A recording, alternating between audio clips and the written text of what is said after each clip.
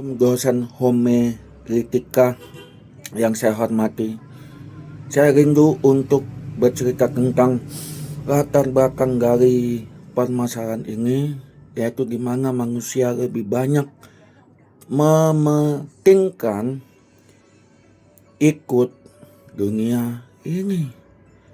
Apakah itu salah? Ya, sangat salah sekali.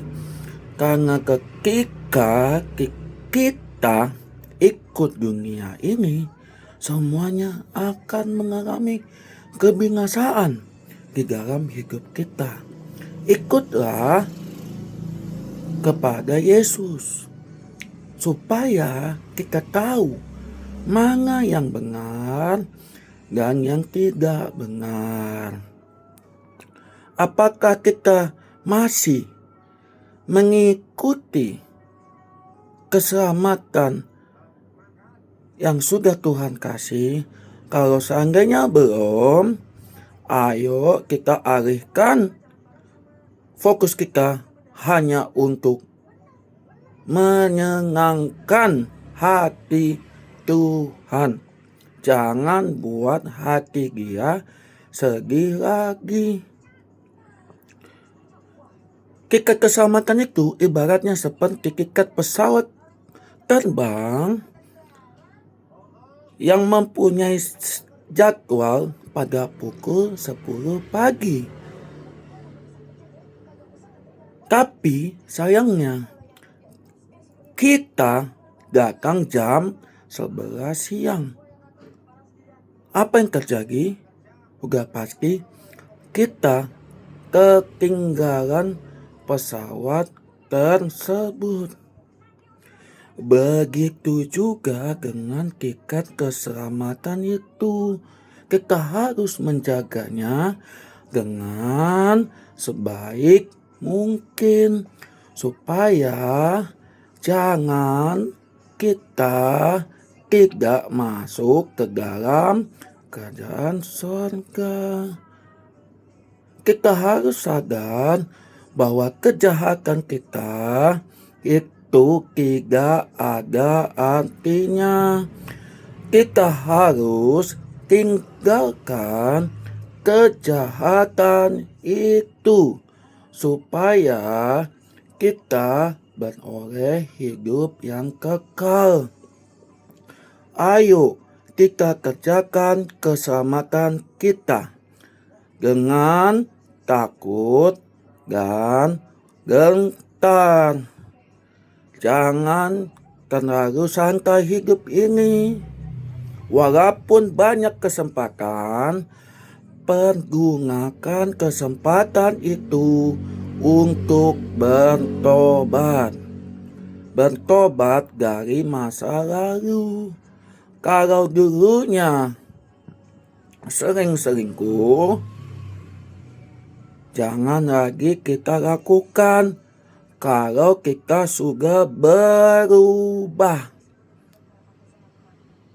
jangan lagi simpan dosa yang tidak perlu untuk ada lagi.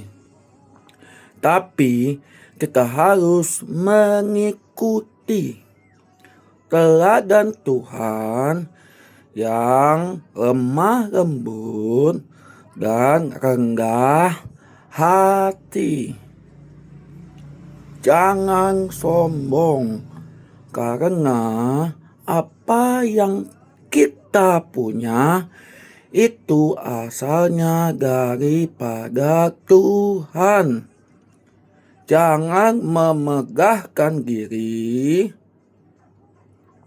dengan kekuatan kita, tapi harus bermegah kepada Yesus supaya pada nantinya kita diangkat tinggi.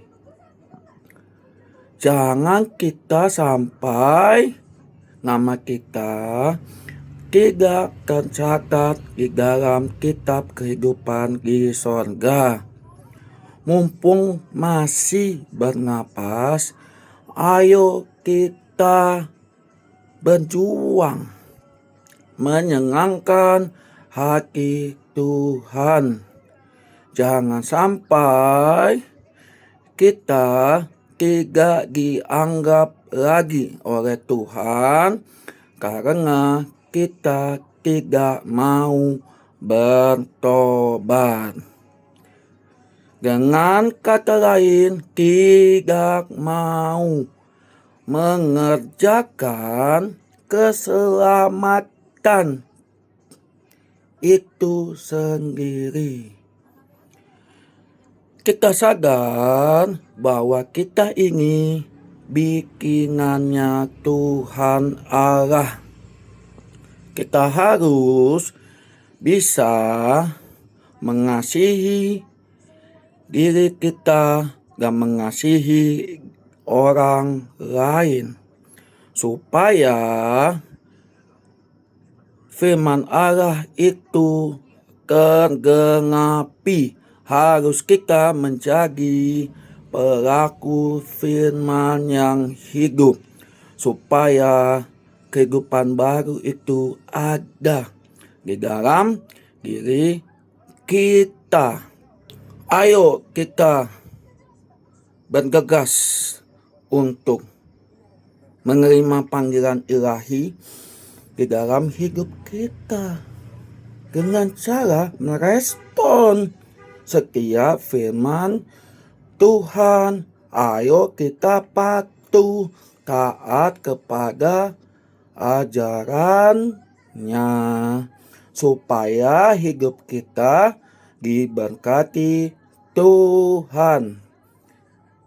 Ayo kita tinggalkan dosa masa lalu kita, karena itu tidak bisa dibawa ke dalam kerajaan sorga. Ayo kita bangkit, nyatakan kemuliaan Tuhan di dalam kehidupan kita dan orang lain. Saya mengangkat tema mengerjakan keselamatan. Diambil dari Filipi 2 ayat ke-12.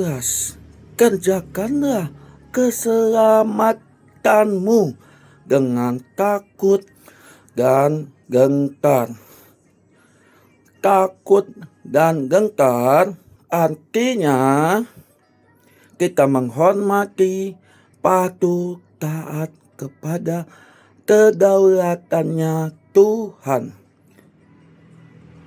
Jangan lagi mengikuti apa yang ada di dalam dunia ini. Ayo kita berubah sesuai dengan yang Tuhan inginkan di dalam kehidupan kita. Sebetulnya mengerjakan keselamatan itu tidaklah begitu sukar untuk dilakukan, asalkan punya kesungguhan hati. Kesungguhan hati kepada siapa? Kepada Yesus Kristus sebagai Tuhan dan Juru Selamat kita. Ayo kita bangkit. Ayo kita nyatakan kemuliaan yang sungguh luar biasa itu untuk diberitakan bagi banyak orang, supaya mereka diselamatkan dari kebinasaan, supaya mereka percaya kepada Yesus. Itu tugas kita.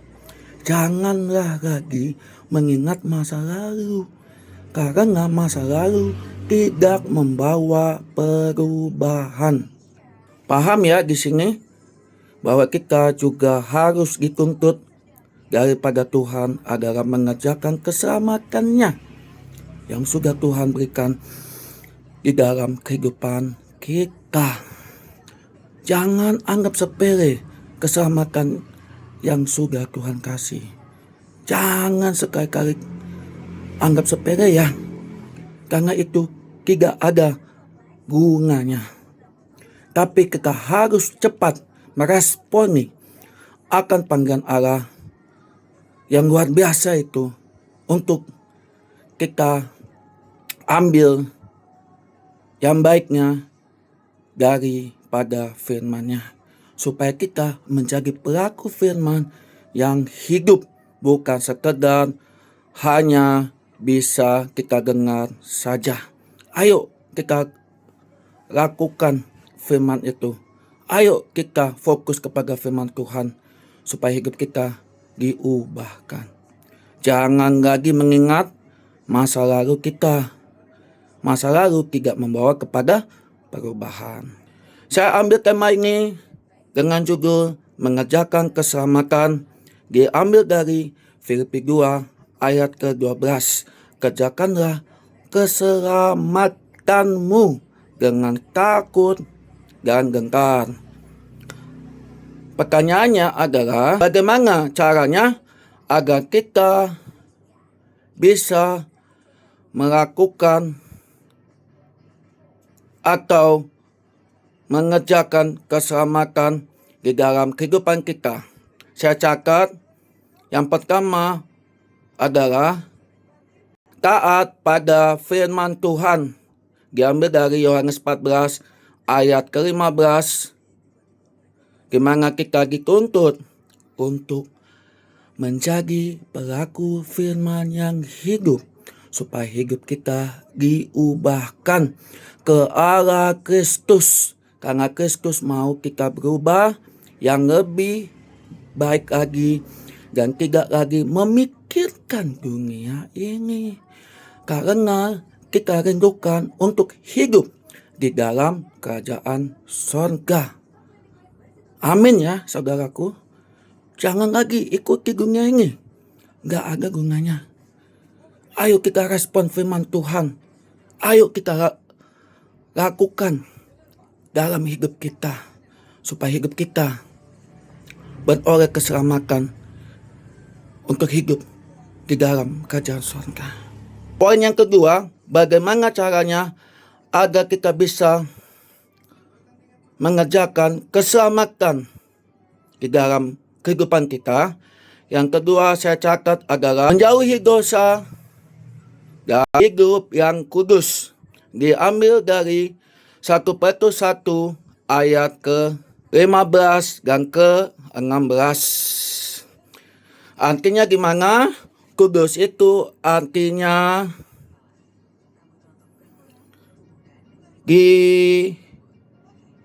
dimurnikan dari segala kegagingan kita.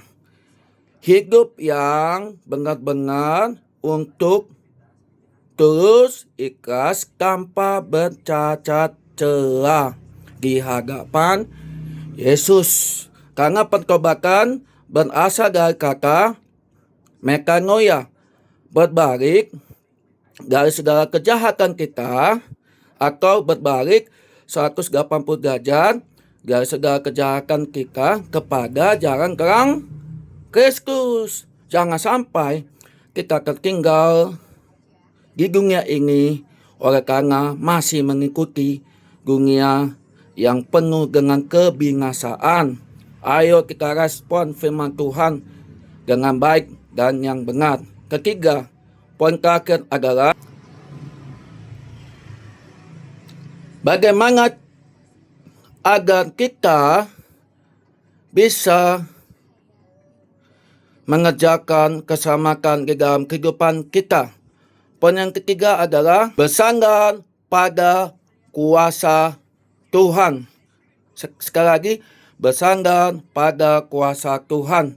Diambil dari Filipi 2 ayat ke-13, di mana kita tidak boleh bersandar kepada kekuatan kita sendiri, karena itu merupakan sia-sia. Ayo kita bergegas, ayo kita laksanakan firman Tuhan di dalam hidup kita, supaya hidup kita mengalami perubahan yang lebih baik lagi, dan tetap memuliakan nama Yesus Kristus Tuhan.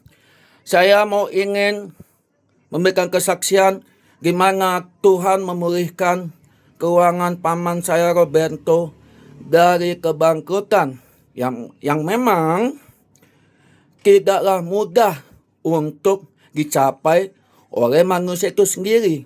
Makanya harus tetap kita libatkan Tuhan di dalam aspek kehidupan kita.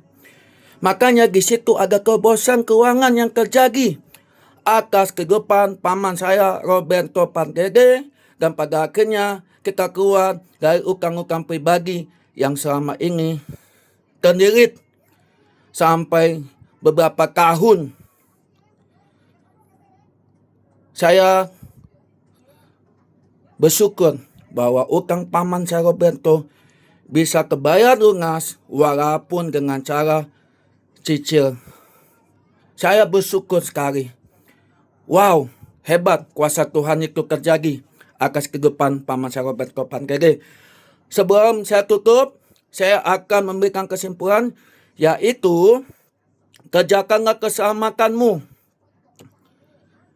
dengan serius tanpa ada main-main.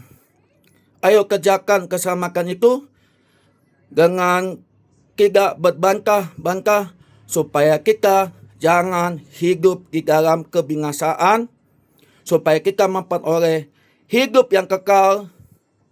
Selamat sore, Tuhan memberkati kita semua. Shalom.